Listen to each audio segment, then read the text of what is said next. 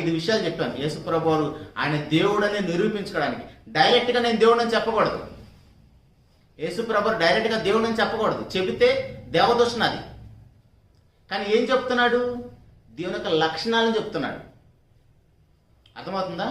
Direct గా యేసుప్రభు నేను దేవుడని చెప్పుకుంటే రాళ్ళు తీసుకొని కొట్టి చంపేయచ్చు ఆయన. ఆ చట్టం ఉంది వాళ్ళకి.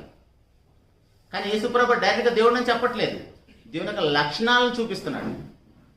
నేను తండ్రి కుడిపార్శ్వంలో కూర్చున్నానన్నా వాళ్ళకి దేవదూషణ అయిపోతుంది. నేను ఉన్నవాడిని చెప్పినా దేవదూషణ అయిపోతుంది. నేను తండ్రి ఏకమై ఉన్నానని చెప్పినా దేవదూషణ అయిపోతుంది. మీరు దైవాలని నేను చెప్పాను కదా, నేను ఆల్రెడీ ఒరిజినల్గా దేవుణ్ణి, దేవునికి వాక్య నామం కలిగిన వాడిని అని చెప్తున్నా వాళ్ళకి దేవదూషణగా వినపడుతుంది. చివరికి 5వ విషయంలో ఏం చెప్తున్నాడంటే, నేను తండ్రి యందును తండ్రి నా యందు నమ్మని చెప్పినా వాళ్ళకి దేవదూషణలాగా అర్థమైపోతుంది.